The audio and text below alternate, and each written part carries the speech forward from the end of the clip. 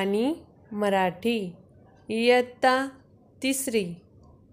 नमस्कार विद्यार्थी मित्रांनो, मराठी विषयाच्या ऑनलाईन वर्गामध्ये तुम्हा सर्वांचे हार्दिक स्वागत आहे। मुलांनो, तुम्ही हे चित्र बऱ्याच ठिकाणी बघितले असणार, पण कधी विचार केलात या चित्राचा अर्थ काय आहे ते? तर हे चित्र आहे स्वच्छ भारत अभियान। ही मोहीम भारत सरकारद्वारा चालवलेली एक योजना आहे। सर्व लोकांमध्ये स्वच्छतेविषयी जनजागृती निर्माण करण्यासाठी या योजनेची सुरुवात केली आहे। मुलांनो, आपल्या देशाचे राष्ट्रपिता म्हणून ओळखले जाणारे महात्मा गांधी यांचे स्वप्न होते की भारत देशाला पूर्ण रूपाने स्वच्छ करायचे। म्हणून ते स्वतः हातात खराटे झाडू घेऊन सकाळी लवकर उठून आपल्या आश्रमाची साफसफाई करत, तसेच ते साफसफाईला देवपूजेप्रमाणे मानत असत।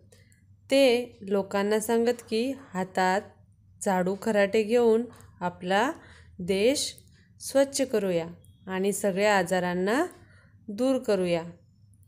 म्हणून महात्मा गांधी यांच्या जयंतीनिमित्त 2 ऑक्टोबर 2014 रोजी या योजनेची किंवा स्वच्छ भारत अभियानाची सुरुवात करण्यात आली। तर मुलांनो, अशीच स्वच्छतेवर आधारित आपली कविता क्रमांक 14 रस्ते साफ घरे साफ ही आज आपण अभ्यासणार आहोत। विद्यार्थी मित्रांनो, आपल्या जीवनात स्वच्छतेला फार महत्त्व आहे। असे मानले जाते की जिथे स्वच्छता असते तिथे लक्ष्मीचा सहवास असतो। मुलांनो, या कवितेतून आपण स्वच्छतेचे महत्त्व जाणून घेणार आहोत। स्वच्छता ही आपल्या जीवनात कशी उपयोगी ठरते हे आज आपण या कवितेतून शिकूया। चला आता आपण कवितेकडे वळूयात। रस्ते साफ घरे साफ, सगळीकडे साफ साफ, रस्त्यात घाण टाकायची नाही, घरात घाण ठेवायची नाही। स्टेशनवर उहू, फुटपाथवर उहू, अंगणामध्ये उहू, बागेमध्ये उहू। मग कचरा कुठे टाकणार? टोपलीमध्ये। रद्दी कागद टोपलीमध्ये। टोपली केराने भरली तर रस्त्यावरच्या डब्यामध्ये। डबा केराने भरला तर म्युन्सिपाल्टीच्या गाडीमध्ये। गाडी केराने भरली तर गाडीतला कचरा दूर नेतात, दूर नेऊन नष्ट करतात। आपली घरे साफ होतात, आपले रस्ते साफ होतात, आपली गावे साफ होतात। रस्ते साफ घरे साफ, सगळीकडे साफ साफ। मुलांनो, या कडव्यात आपल्याला सांगितलं आहे की रस्ते साफ घरेही साफ। साफ म्हणजे क्लीन, सगळीकडे साफ साफ। मग रस्त्यात घाण टाकायची नाही आणि आपल्या घरात देखील घाण ठेवायची नाही। घाण म्हणजे काय तर लिटर कचरा ठेवायचा नाही। आपण आपले घर, आपल्या घराच्या अवतीभोवतीचा परिसर जेवढा स्वच्छ साफ ठेवतो तेवढेच आपले मन प्रसन्न राहण्यास मदत होते आणि त्यामुळे आपल्याला चांगले आरोग्य देखील लाभते। म्हणून आपण स्वच्छता ठेवणे गरजेचे आहे। या कडव्यात आपल्याला दिसून येते की स्टेशनवर उहू म्हणजेच आपण जेव्हा स्टेशनवर जातो, आपल्याला गावी जायचं असेल किंवा एखाद्या ठिकाणी जायचं असेल तेव्हा आपण स्टेशनवर जातो, तेव्हा आपल्याला स्टेशनवर वास येतो. उहू म्हणजे काय, वास येतो आणि आपण आपला हात किंवा आपला रुमाल नाकाला लावतो. आपण वाकडं तिकडं तोंड करतो की नाही वास घाण आल्यावर, म्हणून म्हटले आहे स्टेशनवर उहू म्हणजे स्टेशनवरही आपल्याला कचरा पाहावयास मिळतो. तर मुलांनो, आपण ज्याप्रमाणे आपल्या घराची स्वच्छता ठेवतो त्याचप्रमाणे आपण सार्वजनिक ठिकाणांचीही स्वच्छता ठेवली पाहिजे. मग स्टेशन देखील एक सार्वजनिक ठिकाण आहे. मुलांनो, उदाहरणार्थ आपण गावाला जातो किंवा बाहेर फिरण्यासाठी जातो, तेव्हा बाहेरचा काही ना काही एखादी पदार्थ आपण खरेदी करतो. तेव्हा ती वस्तू किंवा पदार्थ आपण खरेदी केल्यावर त्या वस्तूचा आपण खाल्ल्यानंतर जो कागद असतो, जो रॅपर असतो, तो आपण कुठे टाकला पाहिजे? कचरा पेटीत टाकला पाहिजे. कुठेही सार्वजनिक ठिकाणी फेकला नाही पाहिजे, कारण त्यामुळे काय होतं, अस्वच्छता पसरते. मग पुढे बघा, फुटपाथवर उहू. फुटपाथ म्हणजे काय, आपण त्याला पादचारी असं मराठीत म्हणतो, म्हणजेच आपली चालण्याची जागा रस्त्याच्या बाजूला. मग तिथे देखील आपल्याला काय घाण वास येत असतो, म्हणून आपण उहू असा आवाज करतो. म्हणजेच आपण नाकातोंडाला काय लावतो, रुमाल लावत असतो. मग या सार्वजनिक ठिकाणी कोणामुळे कचरा होतो, तर सगळ्या लोकांमुळे. कारण ज्याप्रमाणे आपण आपल्या घराची स्वच्छता ठेवतो त्याचप्रमाणे आपण आपल्या बाहेरच्या परिसराची स्वच्छता ठेवत नाही. म्हणून प्रत्येक नागरिकाची स्वतंत्र जबाबदारी आहे की प्रत्येकाने आपला देश, आपलं राष्ट्र स्वच्छ ठेवलं पाहिजे. जेव्हा आपण आपल्या अवतीभोवतीच्या परिसरापासून सुरुवात करू तेव्हा नक्कीच आपला देश स्वच्छ भारत म्हणून उदयास येईल. नंतरच्या ओळीत आहे अंगणामध्ये उहू. अंगणात देखील आपल्याला कचरा दिसून येतो. त्यानंतर बागेमध्ये उहू. आपण जर बागेत खेळायला जायचा विचार केला तरी देखील तिथे आपल्याला कचरा असलेला दिसून येतो. तिथे बागेत खेळायला मुले येतात, मग त्यांच्याजवळ ते काहीतरी खाऊ घेऊन येतात आणि तो खाऊ खाऊन त्या खाऊचा कागद बागेत तसाच टाकतात. बागेत कचरापेटी असते, परंतु तरी देखील काही जण तो कागद कचरापेटीत न टाकता बागेत तसाच टाकून देतात. म्हणून तुम्ही जर कधी बागेत जाल तर आपण जर काही खायला घेऊन गेलो, जो कागद आहे किंवा जो रॅपर आहे तो कुठे टाकायचा? कचरापेटीत टाकायचा. या पुढील कडव्यात बघूयात. मग कचरा कुठे टाकणार?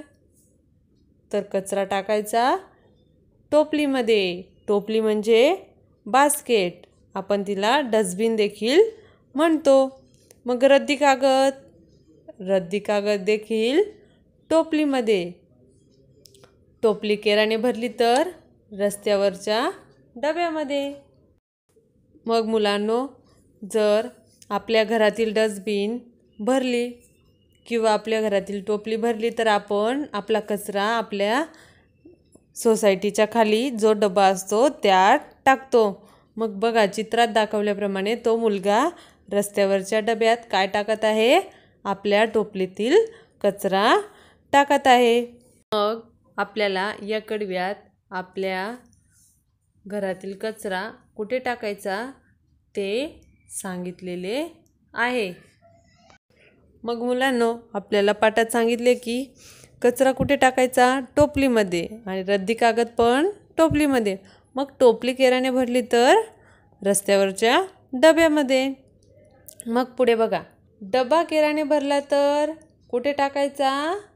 म्युन्सिपाल्टीच्या गाडीमध्ये. तो कचरा म्युन्सिपाल्टीच्या गाडीमध्ये टाकायचा. म्युन्सिपाल्टी म्हणजे नगरपालिका. बघा, आपण तिला म्युन्सिपाल्टीची जी गाडी येते तिला घंटागाडी देखील म्हणतो. ती गाडी जेव्हा येते तेव्हा ती गाडी घंटा वाजवते. मग आपण आपल्या घरातील कचरा किंवा सोसायटीतील जो कचरा आहे तो कचरा नेऊन त्या गाडीत टाकत असतो. मग मुलांनो, चित्रात बघा, म्युन्सिपाल्टीची गाडी आपणास दिसत आहे आणि जो केराने भरलेला डबा आहे त्या डब्यातील कचरा तो व्यक्ती, तो माणूस त्या म्युन्सिपाल्टीच्या गाडीमध्ये किंवा घंटागाडीमध्ये टाकताना आपणास दिसत आहे. मग डबा केराने भरला तर म्युन्सिपाल्टीच्या गाडीमध्ये टाकायचा. आणि कचरा म्हणजेच त्याला दुसरा शब्द केर असा देखील आहे. कचरा किंवा केर म्हणजेच गार्बेज. पुढील कडव्यात बघा, गाडी केराने भरली तर.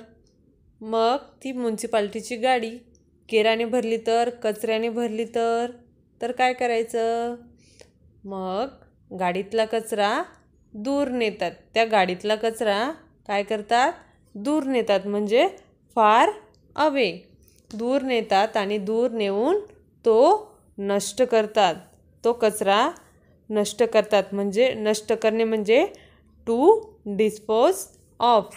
त्या कचऱ्याला नष्ट करतात, डिस्पोज करतात. मुलांनो, तुम्ही अशा प्रकारे आपल्या शहराच्या बाहेर किंवा एखाद्या ठिकाणी कचऱ्याचे ढीग बघितले असतील. सगळ्या शहरातील कचरा जमा करून तो शहराबाहेर टाकला जातो. म्हणजेच शहरापासून दूर ठिकाणी टाकला जातो आणि त्याला तिथे नष्ट केला जातो. म्हणजेच डिस्पोज केला जातो. मग त्यानंतर आहे, मग हा कचरा नष्ट केल्यानंतर आपली घरे साफ होतात, आपले रस्ते साफ होतात, आपली गावे साफ होतात. रस्ते साफ, घरे साफ, सगळीकडे साफ साफ. तर मग मुलांनो, सगळ्यांनी जर कचऱ्याची व्यवस्थित विल्हेवाट लावली तर आपली घरे साफ होतात, आपले रस्ते साफ होतात, आपली गावे देखील साफ होतात.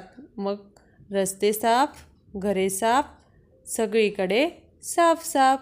सगळीकडे म्हणजे एव्हरीवेअर आणि साफ साफ म्हणजे क्लीन क्लीन. मग सगळीकडे कसं?